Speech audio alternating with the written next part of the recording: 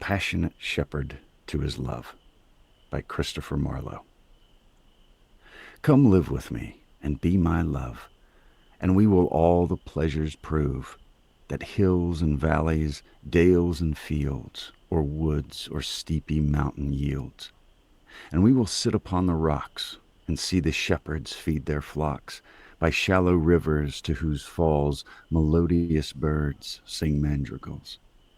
And I will make thee beds of roses and 1,000 fragrant posies, a cap of flowers and a kirtle, embroidered all with leaves of myrtle, a gown made of the finest wool, which from our pretty lambs we pull, fair-lined slippers for the cold, with buckles of the purest gold, a belt of straw and ivy buds, with coral clasps and amber studs.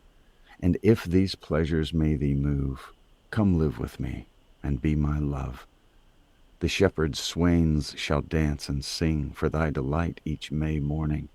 If these delights thy mind may move, then live with me and be my love.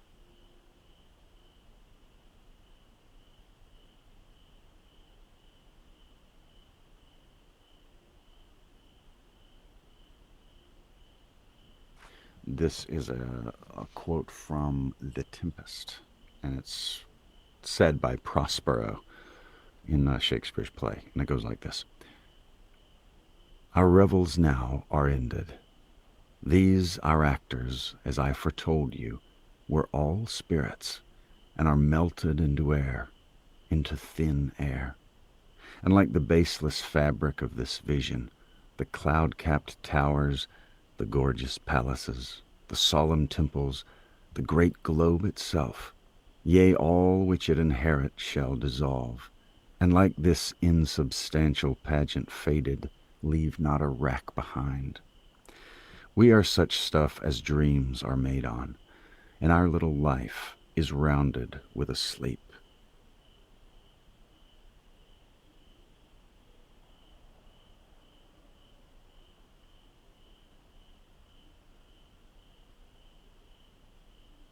The Computation by John Donne.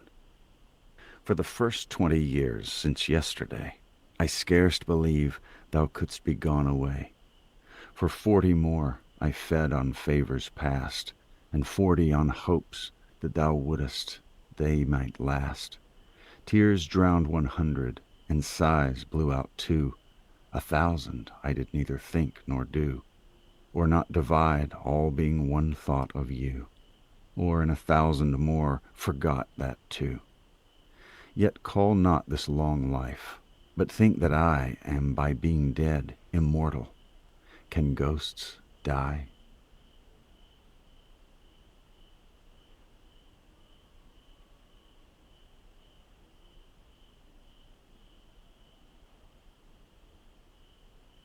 I'm trying to find the next poem here. Let's see what we have.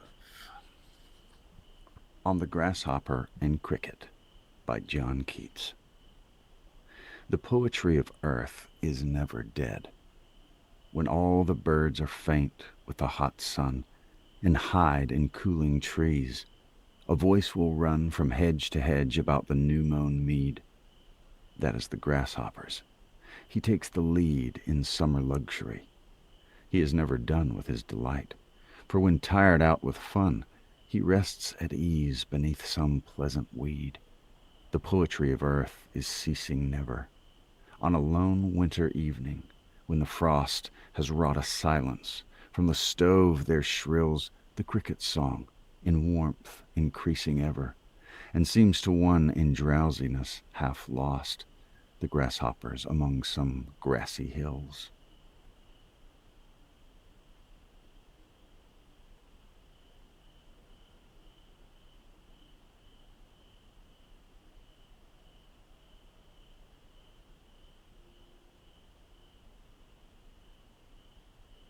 On Sitting Down to Read King Lear Once Again by John Keats. O golden-tongued romance with serene lute, fair-plumed siren, queen of faraway, leave melodizing on this wintry day. Shut up thine olden pages and be mute. Adieu, for once again the fierce dispute betwixt damnation and impassioned clay must I burn through, once more humbly essay the bitter sweet of this Shakespearean fruit. Chief poet, and yet clouds of Albion, begetters of our deep eternal theme, when through the old oak forest I am gone, let me not wander in a barren dream, but when I am consumed in the fire, give me new phoenix wings to fly at my leisure.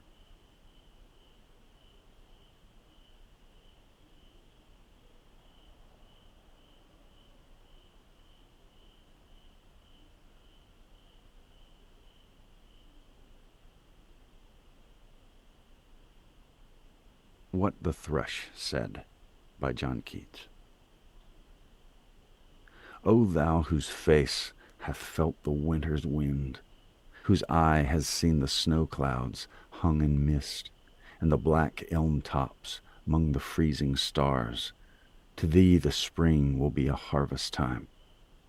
O thou whose only book has been the light of supreme darkness, which thou fettest on night after night when Phoebus was away, to thee the spring shall be a triple morn.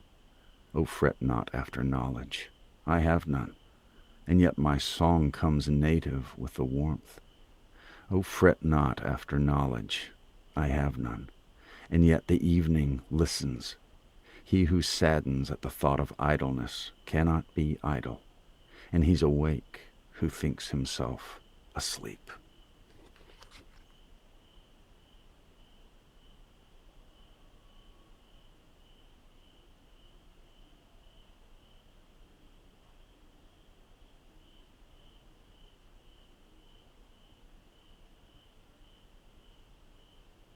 Bright Star by John Keats.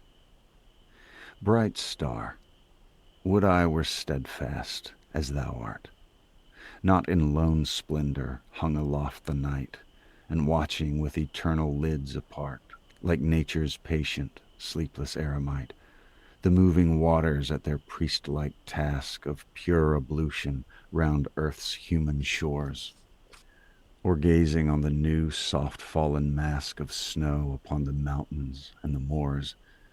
No, yet still steadfast, still unchangeable, pillowed upon my fair love's ripening breast, to feel forever its soft fall and swell, awake forever in a sweet unrest, still, still to hear her tender taken breath, and so live forever, or else swoon to death.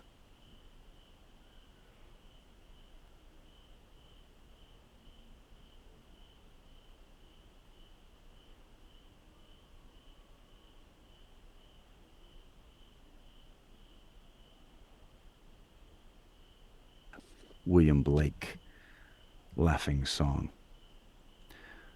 When the green woods laugh with the voice of joy, and the dimpling stream runs laughing by, when the air does laugh with our merry wit, and the green hill laughs with the noise of it, when the meadows laugh with lively green, and the grasshopper laughs in the merry scene, when Mary and Susan and Emily with their sweet round mouths sing ha ha he, when the painted birds laugh in the shade, where our table with cherries and nuts is spread, come live and be merry, and join with me to sing the sweet chorus of ha ha he.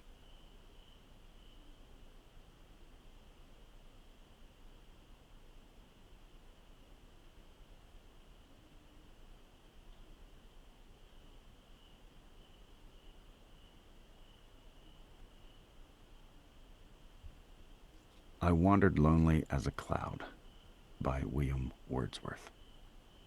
I wandered lonely as a cloud that floats on high o'er vales and hills, when all at once I saw a crowd, a host of golden daffodils, beside the lake, beneath the trees, fluttering and dancing in the breeze. Continuous as the stars that shine and twinkle on the Milky Way, they stretched in never-ending line along the margin of a bay.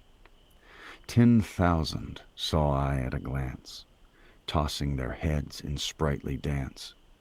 The waves beside them danced, but they outdid the sparkling waves in glee. A poet could not but be gay in such a jocund company.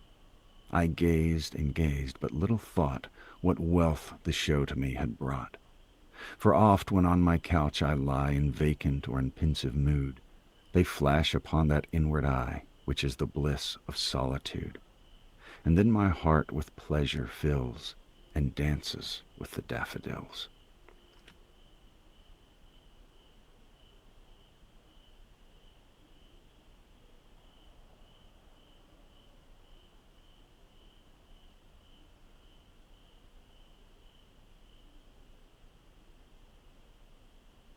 Robert Frost. Stopping by woods on a snowy evening.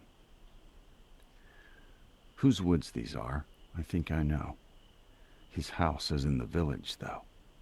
He will not see me stopping here to watch his woods fill up with snow. My little horse must think it queer to stop without a farmhouse near, between the woods and frozen lake, the darkest evening of the year. He gives his harness bells a shake to ask if there's some mistake. The only other sound's the sweep of easy wind and downy flake. The woods are lovely, dark and deep, but I have promises to keep, and miles to go before I sleep, and miles to go before I sleep.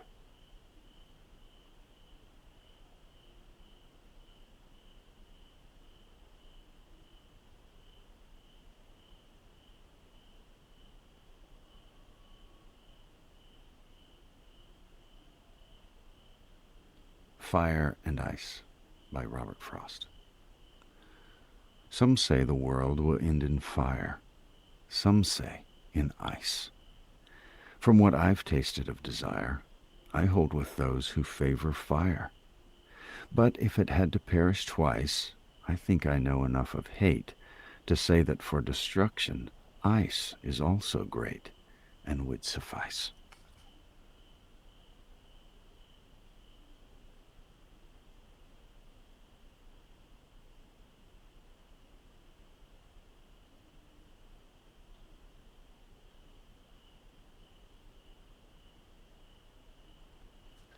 The Coming of Wisdom with Time by William Butler Yeats. Though leaves are many, the root is one.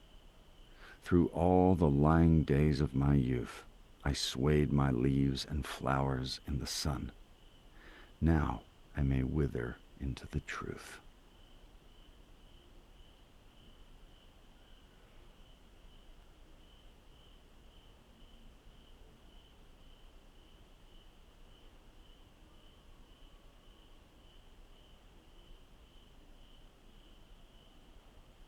I Heard a Fly Buzz When I Died by Emily Dickinson. I heard a fly buzz when I died. The stillness in the room was like the stillness in the air between the heaves of storm. The eyes around had wrung them dry, and breaths were gathering firm for that last onset when the king be witnessed in the room. I willed my keepsakes, signed away what portion of me be assignable, and then it was there interposed a fly, with blue, uncertain, stumbling buzz between the light and me. And then the windows failed, and then I could not see to see.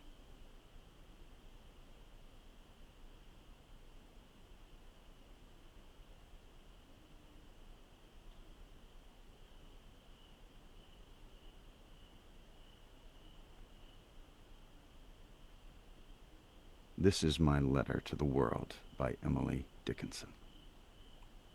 This is my letter to the world that never wrote to me, the simple news that nature told with tender majesty. Her message is committed to hands I cannot see. For love of her, sweet countrymen, judge tenderly of me.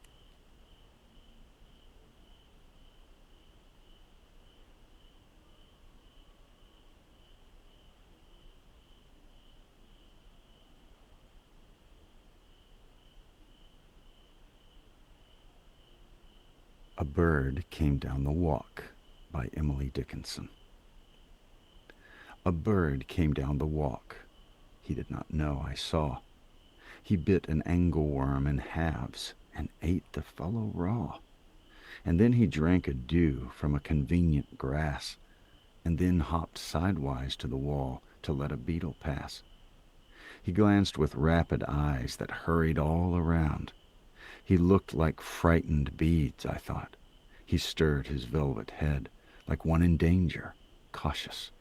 I offered him a crumb, and he unrolled his feathers and rowed him softer home than oars divide the ocean, too silver for a seam, or butterflies off banks of noon leap plashless as they swim.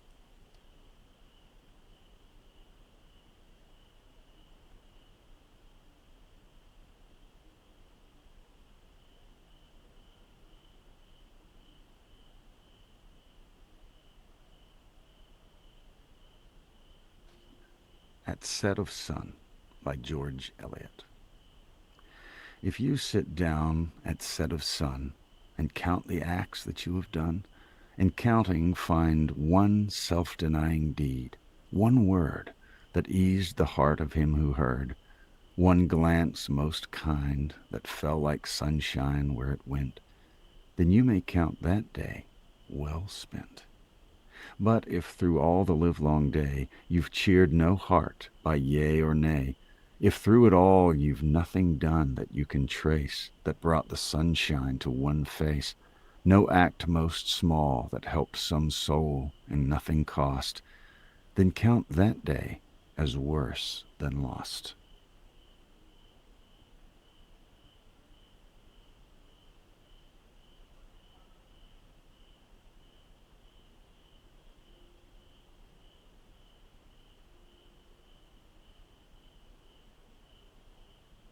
You Never Can Tell by Ella Wheeler Wilcox. You never can tell when you send a word like an arrow shot from a bow by an archer blind, be it cruel or kind, just where it may chance to go.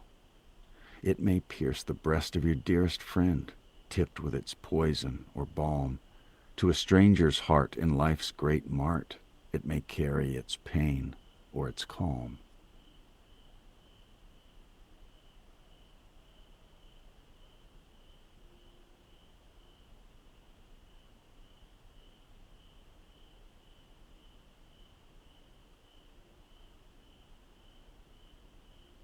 The Road Not Taken by Robert Frost. Two roads diverged in a yellow wood, and sorry I could not travel both and be one traveler. Long I stood, and looked down one as far as I could to where it bent in the undergrowth. Then took the other, as just as fair, and having perhaps the better claim because it was grassy and wanted wear, though as for that the passing there had worn them really about the same. And both that morning equally lay in leaves no step had trodden black. Oh, I kept the first for another day. Yet knowing how way leads on to way, I doubted if I should ever come back. I shall be telling this with a sigh somewhere ages and ages hence. Two roads diverged in a wood, and I took the one less traveled by, and that has made all the difference.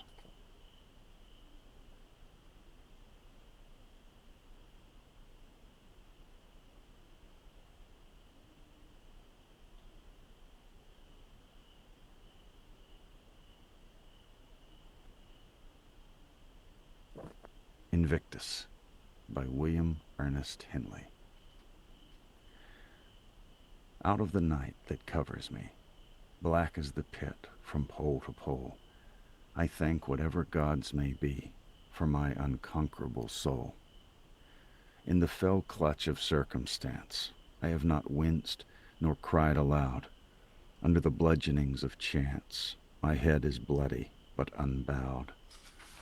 Beyond this place of wrath and tears looms but the horror of the shade, and yet the menace of the years finds and shall find me unafraid. It matters not how strait the gate, how charged with punishments the scroll. I am the master of my fate. I am the captain of my soul.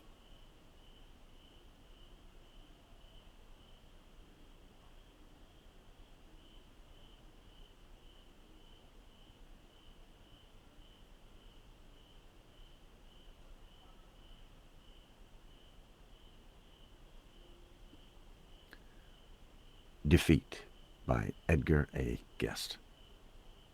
No one is beat till he quits. No one is through till he stops. No matter how hard failure hits, no matter how often he drops, a fellow's not down till he lies in the dust and refuses to rise. Fate can slam him and bang him around and batter his frame till he's sore, but she can never say that he's downed while he bobs up serenely for more. A fellow's not dead till he dies, nor beat till he no longer tries.